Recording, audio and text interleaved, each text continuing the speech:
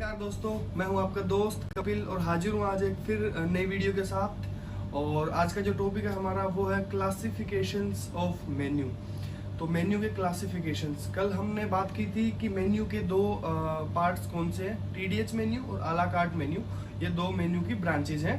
और आज का जो टॉपिक है वो है इनको थोड़ा डीपली समझना कि टीडीएच मेन्यू में क्या क्या आता है और आ ला कार्ट मेन्यू में क्या क्या आता है। तो बात करें अगर हम टीडीएच मेन्यू की, तो टीडीएच मेन्यू के अंदर जो है ये 3 से 4 क्लासिफिकेशंस है।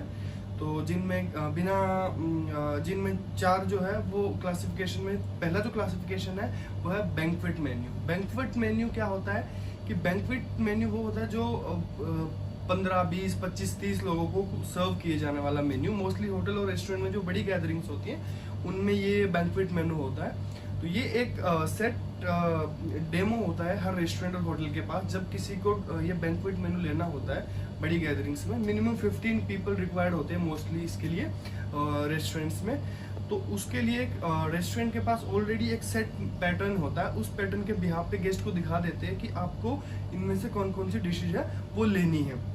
तो उसमें 2-3 स्टार्टर्स, फिर मेन कोर्स और ये सब होता है। तो इसमें स्टार्टर पास अराउंड हो सकता है, टेबल पे सर्व हो सकता है, और वो according to the people depend करता है कि कितने बड़े लोगों की गैदरिंग है। और उसके बाद जो मेन कोर्स होता है उसके बुफे सेटअप होता है। बुफे आप लोगों को पता है कि खाना कैसे शादियों में जैसे लगता है, या बड़े किसी सेरेमनी में या बड़ी पार्टीज में, कॉर्पोरेट गैदरिंग्स में ऐसा मोस्टली होता है। तो ये हमारा हो गया बैंक्वेट मेन्यू। बैंक्वेट मेन्यू का ये एडवांटेज ये है कि इसमें लोगों को अनलिमिटेड खाना मिलता है सर्टेन टाइम पीरियड के पास, 2 या 3 घंटे के लिए। और डिसएडवांटेज अगर हम बात करें तो डिसएडवांटेज ये है कि उसमें फिर है ना, जितना डिटेल अटेंशन मिलती है गेस्ट को, डिटेलिंग में एक सर्वर देता है डाइनिंग एक्सपीरियंस में, वो उसमें नहीं मिल पाती। बिकॉज आप 5 या 6 सर्वर होते हैं गैदरिंग्स को देखने के लिए उस टाइम, या 10 भी हो सकते हैं, बट लोगों का इतना बड़ा वो अकॉर्डिंग टू द गेस्ट होता है कि कितने लोग हैं उस गैदरिंग में या उस पार्टी में, पर्टिकुलर जो बैंक्वेट मेन्यू चल रहा है। तो उसमें वो अटेंशन नहीं मिल पाती जो डाइनिंग एक्सपीरियंस में मिलती है। तो ये थोड़ा सा इसका डिसएडवांटेज होता है। और इसके अलावा अनलिमिटेड फूड एंड बेवरेज होता है, जैसे मैंने पहले भी आप लोगों को बताया।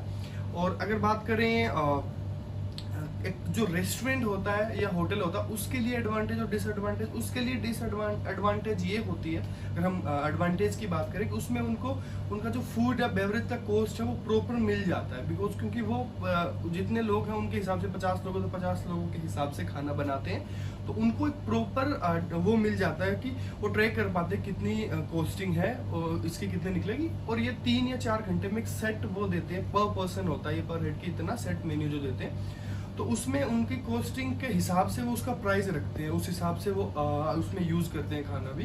तो इसमें ये प्लस पॉइंट हो जाता है कि उनकी कॉस्ट और उनका जो प्रॉफिट मार्जिन है वो प्रॉपर रहता है इसमें।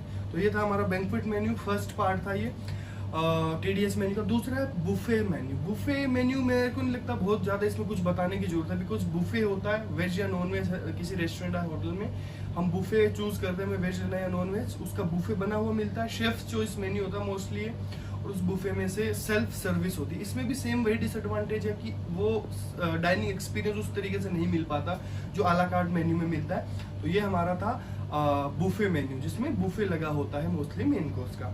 और इसमें तीसरा जो पार्ट आता है डीडीएच मेन्यू का, तीसरा जो क्लासिफिकेशन है वो है साइक्लिक मेन्यू। साइक्लिक मेन्यू जैसे नाम से पता लग रहा है, साइकिल के अकॉर्डिंग ये मेन्यू चलता है। जैसे 1 हफ्ते या 15 दिन के लिए मेन्यू बन गया, मोस्टली 1 हफ्ते के लिए बनता है। उस मेन्यू में होता है कि मंडे को दाल मखनी बनेगी, और ट्यूसडे को ये बनेगा, वेडनेसडे को ये। तो पूरा ये मोस्टली, मैं फॉर एग्जांपल अगर बोलूँ तो हॉस्टल्स में या पीजीज में, और इसके अलावा जो स्टाफ फूड बनता है, जैसे आप लोग अगर होटल्स में अगर काम कर रहे हो रेस्टोरेंट में, तो आपने देखोगे आपका स्टाफ फूड का एक मेन्यू बनता है। तो वो साइकिल के अकॉर्डिंग शेफ जो होते हैं वो बना के कहीं पे लगा देते हैं कि जहाँ पे सारा स्टाफ देख सके कि आज का मेन्यू क्या होगा स्टाफ के लिए। तो उस हिसाब से ये मेन्यू बना होता है। इसको साइक्लिक मेन्यू क्या होता है कि अगर मंडे को आज दाल मखनी है, तो जब ये साइकिल रोटेट होकर दोबारा मंडे पे आएगा तो आपको दाल मखनी, तो ये साइक्लिक मेन्यू होता है। तो ये है टीडीएच मेन्यू। तो उम्मीद करता हूँ आप लोगों को ये पसंद आया होगा। आज की वीडियो में हम इतना ही डिस्कस करते हैं कि TDS मेन्यू क्या है। आला कार्ट मेन्यू के अलग अलग पार्ट है, dinner menu, breakfast menu, launch menu, इसके अलावा इसमें एक दो types of speciality menu, ethnic menu. तो ये कुछ मेन्यूज हैं जिनके हम और भी बात करें। इसके अलावा भी TDS और आला कार्ट के अलावा भी होता है स्टैटिक मेन्यू वगैरह। तो ये नेक्स्ट वीडियो में हम इसके बारे में डिस्कशन करेंगे। मैं चाहता हूँ कि हम अगर मैं वीडियो बना रहा हूँ, थोड़ा डिटेल में बना रहा हूँ, तो आप लोगों को समझ आए। ऑलराइट, आई बिलीव आपको चीज़ें अभी तक समझ आ रही है।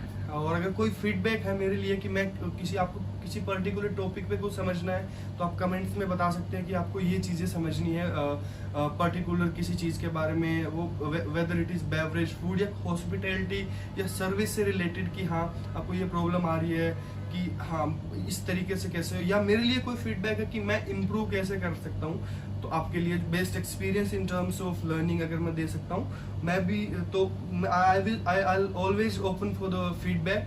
तो प्लीज़, और अगर आपको कुछ अच्छा लग रहा है, पसंद आ रही है, तो please like, share and subscribe my channel. And I believe you are having good time. Thank you, and मिलते हैं अगली वीडियो के साथ बहुत जल्द। अब अगला हमारा आला कार्ट मेन्यू का होगा। Thank you so much.